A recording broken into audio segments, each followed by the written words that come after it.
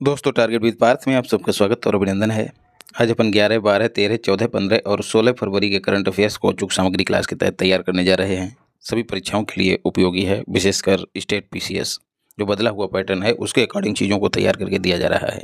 Video को अंत तक देखना और आगे बढ़ने से पहले लाइक भी कर देना। फेमा की बात करें तो फुल फॉर्म है इसकी फॉरेन एक्सचेंज मैनेजमेंट एक्ट 1999। इसने फेरा का स्थान लिया है। फेरा मतलब फॉरेन एक्सचेंज रेगुलेटिंग एक्ट 1973। तो आपको ये भी याद रखना है, इसका स्थान इसने लिया है। उद्देश्य क्या है इसका? उद्देश्य है जो बाहरी व्यापार है और जो विदेशी मुद्रा बाजार है इनको सुगम बनाना। अगर कोई एफडीआई करता है तो उसको भी इन्हीं कानूनों से गुजर के आगे बढ़ना पड़ेगा। अभी क्यों चर्चा में है? आरबीआई ने बैंकों को निर्देश दिए हैं कि ऐसी कंपनियां जिन्होंने इसका उल्लंघन किया है उनको दंडित किया जाए। ऐसा आरबीआई ने बैंकों से कहा है, इसलिए चर्चा में है। ओंगोल की बात करें तो ये गाय की नस्ल है, आल्सो कॉल्ड नेल्लोर। इसको नेल्लोर भी कहा जाता है। आंध्र प्रदेश में पाई जाती है। अभी क्यों चर्चा में है? ब्राज़ील में एक नीलामी के दौरान इसकी कीमत 41 करोड़ लगाई गई। एक अधिक दूध देने वाली गाय है और इसकी जो गर्दन होती है उस पर बड़ी मात्रा में चर्बी जो है वो लटकती है। और इसको कभी टच करिएगा, गाय की जो खाल होती है जो गर्दन के पास लटकती, बहुत ही कोमल एहसास होता है। तो ये इस गाय में ज़्यादा होती है।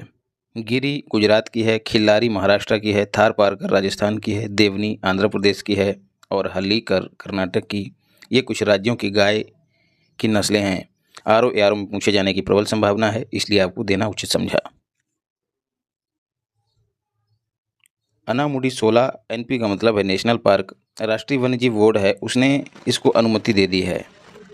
काहे के लिए? नेशनल पार्क की भूमि पर एक चेक डैम बनाने के लिए। ये डैम किस नदी पर होगा? तो ये डैम सिलंधी नदी पर होगा। सिलंधी नदी पर होगा और ये सिलंधी नदी जो है अमरावती की सहायक नदी है और अमरावती कावेरी नदी की सहायक है, याद रखिएगा।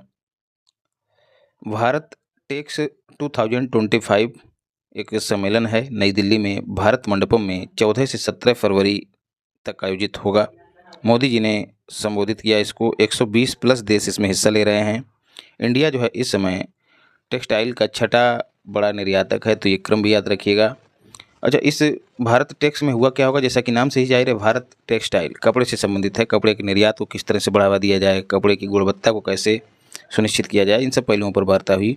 2030 तक 3 गुना उत्पादन, 3 गुना निर्यात करने का लक्ष्य रखा गया। मतलब 9 लाख करोड़ रुपए का निर्यात करने का लक्ष्य रखा गया है। तो इसका मतलब क्या है? वर्तमान में भारत का कितना निर्यात है? 3 लाख करोड़। इसको 2030 तक 3 गुना कर दिया जाएगा, मतलब 9 लाख करोड़ करने का लक्ष्य रखा गया है।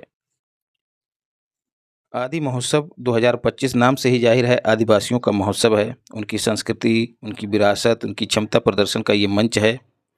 16 फरवरी को इसका उद्घाटन किया गया। मेजर ध्यानचंद स्टेडियम, ये नई दिल्ली में ही है, याद रखिएगा। उद्घाटन किया किसने है? तो द्रौपदी मुर्मू ने किया है।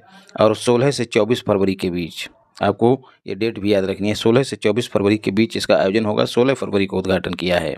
यू का मतलब उद्घाटन है। उद्देश्य आपको पहले ही बता दिया है। माली की बात करें तो अफ्रीकी देश है। अभी चर्चा में क्यों है? खदान ढहने से 48 जो लोग हैं, जो मजदूर हैं, उनकी मृत्यु हो गई। यहाँ पर कीमती धातुओं की खोज के लिए लोग अवैध तरीके से खनन करते हैं। कैपिटल इसकी बमाको है। 0 डिग्री देशांतर यहाँ से गुजरती है, याद रखिएगा। और 0 डिग्री और किन देशांतरों से गुजरती है ये अगर तुमको पता हो तो कमेंट बॉक्स में बताओ। यही बता दो कि कितने देशों से गुजरती है। WPL की बात करें तो विमेन प्रीमियर लीग, जैसे IPL होता है, ठीक महिलाओं के लिए WPL होता है। 2024 का आयोजन बड़ोदरा में किया जा रहा है और 14 फरवरी से 15 मार्च तक चलेगा। ये तीसरे क्रम का आयोजन है। सबसे महंगी खिलाड़ी इस WPL में सिमरन शेख रही हैं, जो गुजरात टाइटंस टीम से हैं। नमस्ते की बात करें तो नमस्ते सफाई कर्मचारियों की सुरक्षा सुनिश्चित करने के लिए कैसे? मशीनीकरण के जरिए। तो उनसे संबंधित एक स्कीम है। जैसे सफाई कर्मचारी जो नीचे गड्ढों में उतर के सफाई करते हैं, तो कभी कभी होल में उतरने से इनकी दम घुटने से मौत हो जाती थी। तो इन सब चीज़ों पर, इन सब घटनाओं पर नियंत्रण करने के लिए सरकार ने नमस्ते स्कीम लॉन्च की है, जिसमें मशीनों की मदद ली जाती है। तो सामाजिक न्याय और अधिकारिता मंत्रालय और आवास और शहरी कार्य मंत्रालय, KM का मतलब है कार्य मंत्रालय, इन दोनों की संयुक्त पहल है। 2023 में लॉन्च हुई थी। 2023-24 से 2025-26 के लिए कचरा बनाने वाले भी इसमें, कचरा बीनने वाले भी इसका हिस्सा हैं, याद रखिएगा। अभी क्यों चर्चा में है, अभी क्यों चर्चा में है? सामाजिक न्याय और अधिकारिता मंत्री ने पीपीई किट वितरित किए हैं। पीपीई किट आपको पता ही होगा, कोरोना काल में बहुत चर्चा में थे। राज्यों और पंचायतों को हस्तांतरण की स्थिति की आधार पर एक रैंकिंग तैयार की गई, जिसको लॉन्च किया सरकार ने 13 फरवरी को। पंचायती राज मंत्रालय पीआरएम ने लॉन्च किया है। शक्तियों और जिम्मेदारियों के आधार पर राज्यों की रैंकिंग जारी की गई है। उसमें कर्नाटका पहले स्थान पे है, केरला दूसरे स्थान पे है और यूपी 5वें स्थान पे है। हिंद महासागर सम्मेलन 2025 नाम से ही जाहिर है, हिंद महासागर के आसपास के देशों का ये सम्मेलन है। हिंद महासागर क्षेत्र में सुरक्षा सुनिश्चित करना, व्यापार वाणिज्य को बढ़ावा देना, ये सब इसके उद्देश्य थे। 8वें क्रम का है। आयोजन इसका कहाँ हुआ है? ओमान की राजधानी मस्कट में इसका आयोजन हुआ है। उद्घाटन किसने किया है? तो हमारे जो विदेश मंत्री हैं एस जयशंकर जी, उन्होंने इसका उद्घाटन किया है।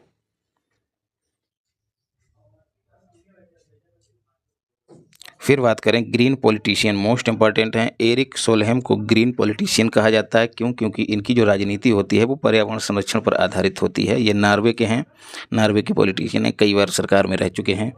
अभी क्यों चर्चा में है? इन्होंने महाकुंभ में डुबकी लगाई है।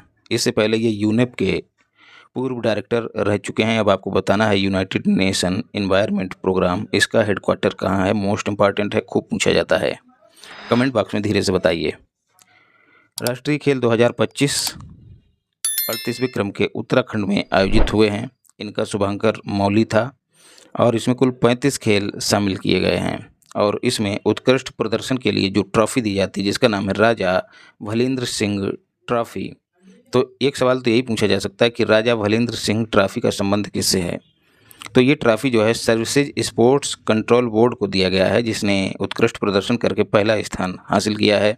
दूसरा स्थान महाराष्ट्र को हासिल हुआ है और 13वां स्थान यूपी को प्राप्त हुआ है। 13वां स्थान हासिल करके यूपी ने कुल 13 गोल्ड जीते हैं और 13 गोल्ड के साथ कुल 56 पदक जीते हैं यूपी ने। तो 13 भी याद रखिएगा गोल्ड, और उतना ही उसका स्थान भी है, 13वां स्थान भी है और कुल 56 पदक यूपी ने जीते हैं। बिहार वाले देख लें, बिहार ने 29वां स्थान हासिल किया है और कुल पदक कितने जीते हैं? 1 गोल्ड जीता है, 6 सिल्वर जीते हैं और 5 ब्रॉन्ज जीते हैं। तो 6, 5, 11 और 1 12, कुल 12 पदक जीते हैं, याद रखिएगा। और 37वें जो राष्ट्रीय खेल हैं उनका आयोजन गोवा में हुआ था और 39वें जो हैं उनका आयोजन मेघालय में होगा, याद रखिएगा। महिला और बालिका विज्ञान दिवस का आयोजन 11 फरवरी को किया गया। और राष्ट्रीय महिला दिवस कब मनाया जाता है? 13 फरवरी को। क्यों? क्योंकि इस दिन भारत कोकिला का जन्म हुआ था। भारत कोकिला किसको कहा जाता है? सरोजिनी नायडू को। ये यूपी की पहली महिला राज्यपाल रही हैं, याद रखिएगा। अब आपको बताना है कि स्वर कोकिला किसको कहा जाता है? स्वर कोकिला किसको कहा जाता है? थोड़ा चीज़ें बताते हुए चलिए, ताकि एक तरह का संबंध हम लोगों के बीच बना रहे। इससे जो है ना, एक तरह का मोटिवेशन मिलता है, ऊर्जा मिलती है जब आप कमेंट बॉक्स में कुछ ना कुछ टिपते हैं।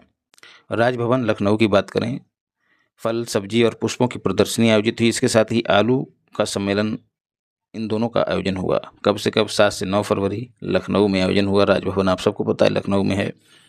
उद्घाटन वाई राज्यपाल कौन है? आनंदीबेन पटेल। इटर्नल क्या है? जोमेटो का नया नाम। जोमेटो के संस्थापक कौन है? दीपेंद्र गोयल। तो जोमेटो ने अपना नाम बदल दिया है। इजराइल की बात करें तो UNHRC, United nation human right commission से बाहर निकलने की घोषणा इजराइल ने की है। इससे पहले यूएसए घोषणा कर चुका है। ऑस्ट्रेलिया की बात करें तो एंटी हेट क्राइम लॉ जो है यहाँ पारित कर दिया गया है। क्यों? क्योंकि यहूदी विरोधी घटनाएं यहाँ पर अधिक हो रही थीं। तो जैसे यहूदियों के खिलाफ हेट स्पीच देना वगैरह, ये सब घटनाएं हो रही थीं, तो इन सब पर अंकुश लगाने के लिए ऑस्ट्रेलिया ने एक कानून ही बना दिया है, तो याद रखिएगा। उस साइड की बात करें तो United nation agency for international development, इसकी फुल फॉर्म है। अंतर्राष्ट्रीय स्तर पर विकास कार्यों को बढ़ावा देना इसका उद्देश्य है। अभी क्यों चर्चा में है? क्योंकि ट्रंप ने इस पर 90 दिनों की रोक लगाई है। अर्जेंटीना की बात करें तो WHO से बाहर निकलने की घोषणा कर दी है इसने। यूएसए पहले ही घोषणा कर चुका है। कैपिटल इसकी ब्यूनस आयर्स है और अर्जेंटीना और WHO का आपको मुख्यालय बताना है कहाँ है, हेडक्वार्टर। शाहजहाँपुर की बात करें तो यूपी का 29वां विकास प्राधिकरण बन गया है। इसमें इसकी जो सदर तहसील है, शाहजहाँपुर में सदर तहसील है, उसके 32 गांव शामिल किए गए हैं। तो जब ये शाहजहाँपुर विकास प्राधिकरण घोषित हो गया है तो इससे क्या होगा, योजनाबद्ध विकास करने में सहायता मिलेगी इन 32 गाँवों सहित पूरे क्षेत्र में। फेथ हाउस की बात करें तो व्हाइट हाउस जो राष्ट्रपति का निवास होता है, किसका, अमेरिकी राष्ट्रपति का, डोनाल्ड ट्रंप का, वाशिंगटन डीसी में ये स्थित है। व्हाइट हाउस में फेथ हाउस की स्थापना की गई है। फेथ हाउस मतलब एक तरह का विश्वास का घर। जो जो धार्मिक संस्थाएं हैं और जो उपासना स्थल हैं, इनको मजबूत बनाने का कार्य करना इसका उद्देश्य है। इन सब पहलुओं पर ये फेथ हाउस काम करेगा। टाइटल 9 क्या है, सरकारी कॉलेजों में जो ट्रांसजेंडर महिलाएं या फिर जो ट्रांसजेंडर होते हैं उनको महिलाएं भी नहीं कहा जा सकता पूर्णतया, और पुरुष भी नहीं कहा जा सकता है। टाइटल 9 जो है सरकारी कॉलेजों में ट्रांसजेंडर एथलीटों की भागीदारी पर बैन लगाता है। ये एक कानून का नाम है अमेरिका के। इसका उद्देश्य क्या है, महिला एथलीटों हेतु निष्पक्ष प्रतिस्पर्धा को बढ़ावा देना। जैसे आपने अभी पिछले इस वाले ओलंपिक में देखा कि किस तरह से जो खिलाड़ी है, महिला खिलाड़ी, उसके साथ धोखा किया गया है।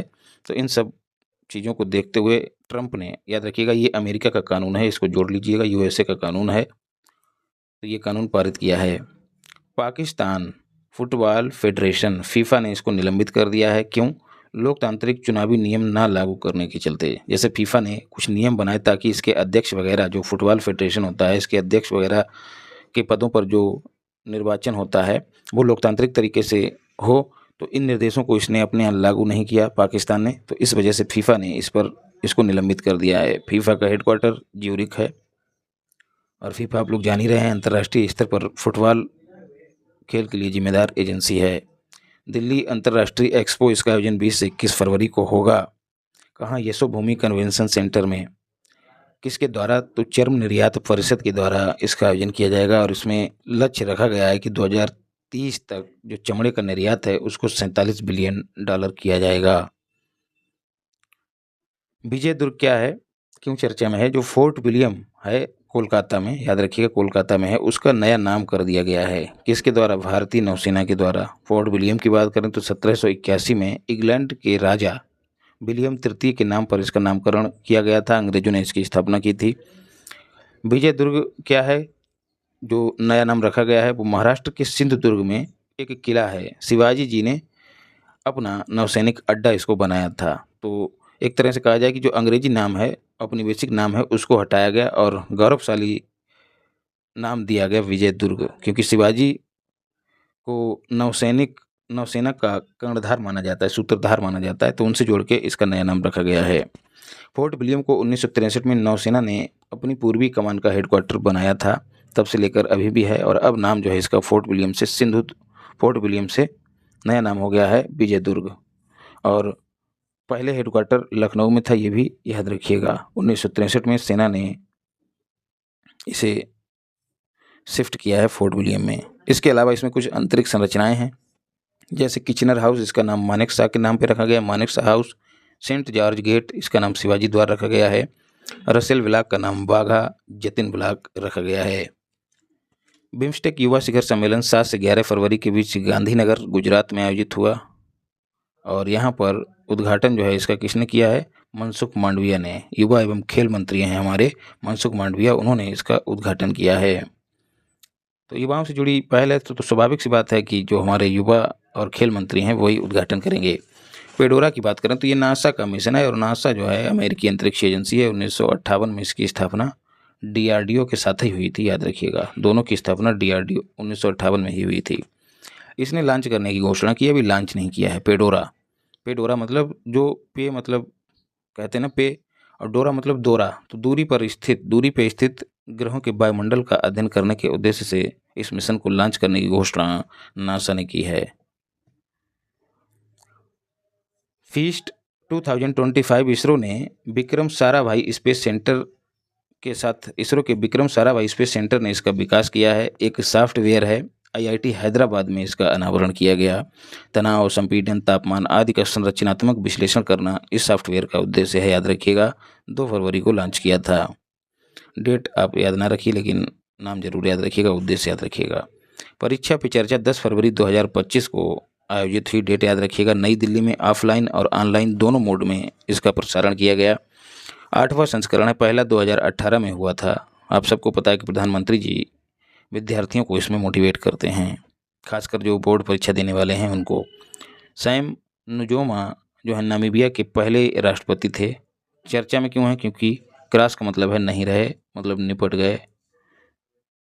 कर्नाटक की बात करें तो आधिकारिक रूप से इसको नक्सल मुक्त घोषित कर दिया गया है। लक्ष्मी के सरेंडर करने के साथ ही ये कदम उठाया गया। लक्ष्मी जो है वो यहाँ की अंतिम नक्सली थी, उसने अपनी गिरफ्तारी दे दी है।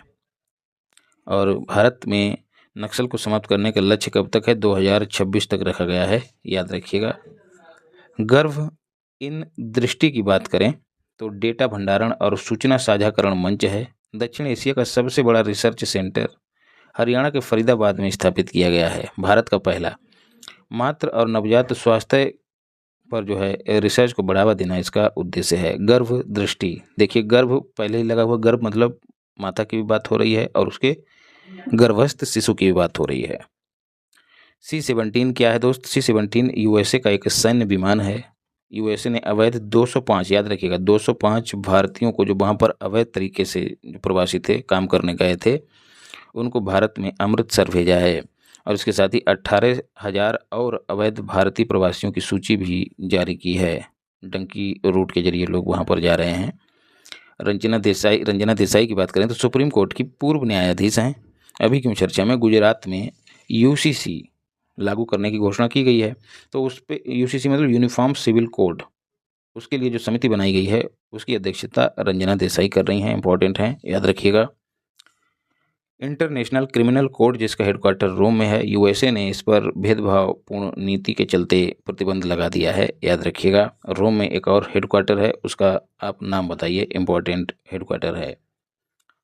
सूरज कुंड मेला की बात करें तो अंतर्राष्ट्रीय शिल्प मेला है। यहाँ पर शिल्पों का प्रदर्शन किया जाता है। 38वें क्रम का है, याद रखिएगा। जो राष्ट्रीय खेल हुए वो भी 38वें क्रम के हैं और सूरज कुंड मेला भी 38वें क्रम का है, तो इस तरह से जोड़ कर याद रखा करिए। आयोजक इसका कौन रहा है? सूरज कुंड मेला प्राधिकरण, और इसके साथ ही हरियाणा पर्यटन विभाग इसका आयोजन करता है। इस तरह के सवाल अब पूछे जाने लगे हैं। 7 से 23 फरवरी के बीच आयोजन हो रहा है। फरीदाबाद हरियाणा में इसका आयोजन हो रहा है। थीम राज्य 2 हैं, ओडिशा और मध्य प्रदेश। सहयोगी देश कौन है? तो बिम्स्टेक के सभी देश। उद्घाटन वाई गजेंद्र सिंह शेखावत जो पर्यटन मंत्री हमारे, और नायब सिंह सैनी जो वहाँ के सीएम हैं, दोनों ने मिलकर उद्घाटन किया है। वांगचू ब्रिज की बात करें तो केंद्रीय खनन और ईंधन अनुसंधान संस्थान, पहला सवाल तो यही है कि ये है कहाँ? तो ये झारखंड के धनबाद में स्थित है। ध्वस्त करने की जिम्मेदारी जो है इस संस्थान को सरकार ने दी है। 2021 में ये टूट गया था, तो अब सरकार ने कहा कि इसको ध्वस्त करके हटाओ, अब नया बनाया जाएगा। दंतक परियोजना के तहत इसको बनाया गया था। दंतक परियोजना इंडिया और भूटान के बीच की एक परियोजना है जिसका उद्देश्य इंडिया भूटान सीमा क्षेत्र में इंफ्रास्ट्रक्चर का निर्माण करना है। तो यदि पूछ लिया जाए दंतक परियोजना किन दो देशों से संबंधित, भारत और भूटान। BHT का मतलब है भूटान। A23 क्या है? दुनिया का सबसे बड़ा हिमखंड है, अभी क्यों चर्चा में है? अंटार्कटिका से साउथ जॉर्जिया जो कि यूके का एक द्वीप है, उसकी ओर आ रहा है, इस वजह से चर्चा में है। रिपोर्ट रेपो रेट की बात करें तो ये 5 वर्ष में पहली बार कम हुई है। 6.5% से घटकर 6.25% पर आ गई। मतलब कितनी कमी हुई है? तो यदि कथन बना ले तो भ्रमित मत होइएगा, 0.25% की कमी हुई है। रेपो रेट क्या होता है? वह दर जिस पर RBI अन्य बैंकों को लोन देती है, याद रखिएगा। और रिवर्स रेपो रेट क्या होता है? रिवर्स रेपो रेट यही, जब RBI इन अपने से नीचे बैंकों से जिस रेट पर ऋण लेती है उसको रिवर्स रेपो रेट कहा जाता है, याद कर लीजिएगा अच्छे से। नोएडा की बात करें, देखो उल्टा काम जब करे तो समझ लेना कि रिवर्स रेपो रेट। सीधा काम हो रहा है तो रेपो रेट। सीधा काम मतलब RBI जिसे बैंकों का बैंक कहा जाता है, वो छोटे बैंकों को ऋण देता है। जब उल्टा काम होने लगे तो वो हो जाएगी रिवर्स रेपो रेट। नोएडा की बात करें तो यहाँ पर चिप निर्माण हेतु सेंटर ऑफ एक्सीलेंस का उद्घाटन किया गया है। इंफॉर्मेशन एंड टेक्नोलॉजी IT मंत्रालय के जो सचिव S कृष्णन हैं, उन्होंने इसका उद्घाटन किया है। ऑप्शन में मुख्यमंत्री को भी रखा जा सकता है, योगी जी को, तो बात को गांठ बांध लीजिएगा। पुणे की बात करें तो 14वीं भारतीय छात्र संसद का आयोजन किया गया पुणे में। पुणे कहाँ है? महाराष्ट्र में।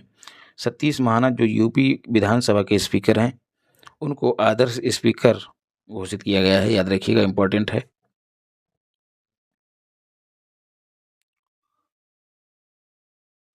फिर है हर कंठ में भारत, जैसा कि नाम से ही जाहिर है कंठ की बात हो रही है और कंठ में भारत की बात हो रही है, तो स्वाभाविक सी बात है कि इसका संबंध संगीत से है। तो शास्त्रीय संगीत का प्रचार प्रसार करने से संबंधित एक रेडियो सीरीज है, किसकी? संस्कृत मंत्रालय और आकाशवाणी दोनों की एक रेडियो सीरीज है।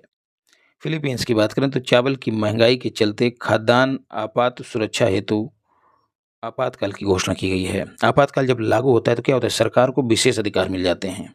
तो इससे क्या होगा, सरकार विशेष काम करेगी, कुछ भी कर सकती है। मतलब उसको लगेगा कि कीमत ज़्यादा बढ़ रही है तो उसको कम करने के लिए सरकार कुछ भी कर सकती है। चाह ले तो जो बेचने वाले हैं उनको जेल में डाल दे। कारण क्या है, बहुत ज़्यादा महंगाई हो गई चावल की, इसलिए। फिलीपींस की राजधानी मनीला है। जैसे अपने यहाँ भी आपातकाल एक लगा था।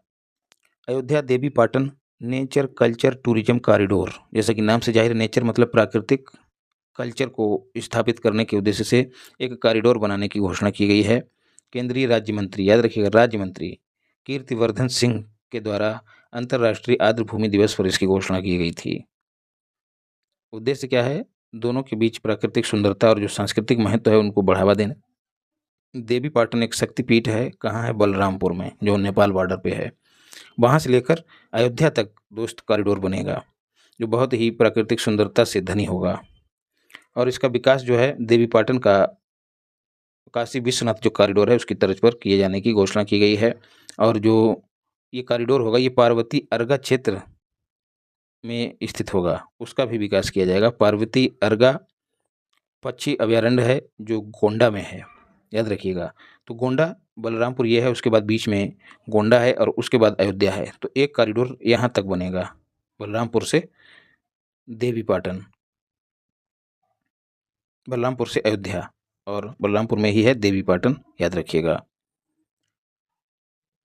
क्लब सिस्टम की बात करें तो इंडिया और रशिया के बीच समझौता हुआ है, एंटी-शिप क्रूज मिसाइल निर्माण करने हेतु मिलकर निर्माण करेंगे।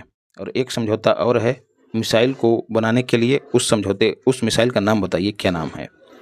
उसका नाम भारत की ब्रह्मपुत्र नदी और रूस की मस्कोवा नदी के नाम पे है। अब आप बताइए। ग्रैमी पुरस्कार 2025 की बात करें तो इनको संगीत का ऑस्कर भी कहा जाता है, 67वें क्रम के हैं। काव बॉय नाम की एक एल्बम है, उसे बेस्ट एल्बम का पुरस्कार दिया गया है। ये बेयोंसे की है। बेयोंसे कौन है? एक गायक हैं। चंद्रिका टंडन भारतीय मूल की अमेरिकी हैं। ये इंदिरा नूई की बहन भी हैं, ये भी याद रखिएगा। इंदिरा नूई चंद्रिका टंडन की बहन है। तो चंद्रिका टंडन की एक एल्बम है त्रिवेणी, उसको बेस्ट एविएंट का अवार्ड दिया गया है। पंडित रविशंकर पहले भारतीय थे जिन्हें ग्रैमी पुरस्कार प्राप्त हुआ है, याद रखिएगा। विश्व दलहन दिवस की बात करें तो 10 फरवरी को यूएनओ के द्वारा मनाया जाता है और 2016 को यूएनओ ने दलहन वर्ष, अंतर्राष्ट्रीय दलहन वर्ष घोषित किया है। दालें जो हैं, कृषि खाद्य प्रणालियों में विविधता लाना इसका उद्देश्य है। 2019 में इसकी घोषणा की गई थी यूएनओ के द्वारा और 2020 में पहला विश्व दलहन दिवस मनाया गया। बी का मतलब है विश्व, डी का मतलब है दिवस। मागा और मीगा की बात करें तो मागा का मतलब है make America great again, America को दोबारा ग्रेट बनाना। और मीगा का मतलब है make India great again. Modi ji ने यूएसए यात्रा के दौरान ये नई अवधारणा दी है। 13 फरवरी को मोदी जी यूएसए की यात्रा पर थे और ट्रंप से मिले। यूएसए की इंटेलिजेंस प्रमुख बनने वाली भारतीय मूल की तुलसी गबार्ड से इन्होंने मुलाकात की। तो तुलसी गबार्ड को भी याद रखिएगा। दोनों देशों के बीच द्विपक्षीय व्यापार 2030 तक $500 बिलियन किए जाने का लक्ष्य रखा। यूएसए इंडिया को F-35 विमान बेचेगा, ये भी याद रखिएगा। तो ये कुछ प्रमुख समझौते थे। संवाद की बात करें तो वैश्विक हिंदू बौद्ध पहल है, एक तरह का सम्मेलन है। आयोजन इसका थाईलैंड में किया गया। संबोधन इसका मोदी जी के द्वारा वीडियो कॉन्फ्रेंसिंग के जरिए किया गया 14 फरवरी को। ठीक है, 14 फरवरी को वैलेंटाइंस डे भी था, तो लोग यहाँ भारत में अपने स्तर से संवाद कर रहे थे, लेकिन एक वैश्विक स्तर पर अलग बौद्ध जो संत थे, जो भिक्षु थे, उनके बीच भी संवाद चल रहा था। विवेकानंद इंटरनेशनल फाउंडेशन जो है वो इसका आयोजन करता है। बैंकॉक थाईलैंड की कैपिटल है। बहत जो है यहाँ की करेंसी है। रबर उत्पादन में थाईलैंड पहले स्थान पे है। ये कुछ थाईलैंड से संबंधित फैक्ट थे। इसको सफ़ेद हाथियों का देश भी कहा जाता है। सफ़ेद हाथियों का देश। हाल की बात करें तो हिंदुस्तान एरोनॉटिक्स लिमिटेड इसकी फुल फॉर्म है, 14वीं महारत्न कंपनी है। एक मिनट माफ करिएगा। तो साव स्वीडन की एक रक्षा कंपनी है, उसके साथ हाल ने समझौता किया है। काहे के लिए? लेजर वार्निंग सिस्टम 310 बनाने के लिए। साब क्या है? 100% एफडीआई पाने वाली पहली विदेशी कंपनी है। अच्छा कंपनी है कहाँ की? स्वीडन की है। तो लेजर वार्निंग सिस्टम एक वार्निंग देगा सैनिकों को लेजर का यूज करके। वनुआतू की बात करें तो पीएम नहीं, प्रधानमंत्री नहीं, प्रशांत महासागर का द्वीपीय देश है, ऑस्ट्रेलिया के पास ही स्थित है। इसके नए पीएम जोथम नापत बनाए गए हैं, याद रखिएगा। वरुण सागर झील, इसका नाम फायर सागर झील हुआ करता था, वो बदल दिया गया, नया नाम है फायर सागर झील का वरुण सागर झील, राजस्थान में है। इसके साथ यहाँ पर जो एडवर्ड मेमोरियल था उसका नाम दयानंद सरस्वती डीएनएस का मतलब है दयानंद सरस्वती विश्रांति गृह कर दिया गया है।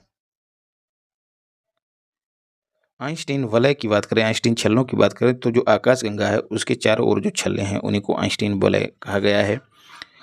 यूरोपियन स्पेस एजेंसी ने यूक्लिड दूरबीन का इस्तेमाल करके इनकी खोज की है, इस वजह से ये चर्चा में है। आईवीजी मतलब in vitro gametogenesis, stem cell से शुक्राणु और अंडाणु का निर्माण करके निषेचन कराने के बाद जो गैमेट या युग्मनज बनता है उसको गर्भाशय में स्थापित करके बच्चा उत्पन्न करने की एक नई प्रणाली है। इससे पहले हम लोग आईवीएफ को जानते थे, इन विट्रो फर्टिलाइजेशन। इसमें क्या होता था, पुरुष के स्पर्म ले लिए जाते थे शुक्राणु, और उसके वीर्य से शुक्राणु ले लिए जाते थे, और महिला के अंडाणु ले लिए जाते थे। दोनों का निषेचन प्रयोगशाला में करा दिया जाता था। और प्रयोगशाला में क्या होता है? टेस्ट ट्यूब होता है, तो इसी में निषेचन करा दिया जाता था। और निषेचन कराने के बाद महिला के गर्भाशय में इसको जो है स्थापित कर दिया जाता था। बाद में इससे जो बच्चा पैदा होता था उसको टेस्ट ट्यूब बेबी कहा जाता था।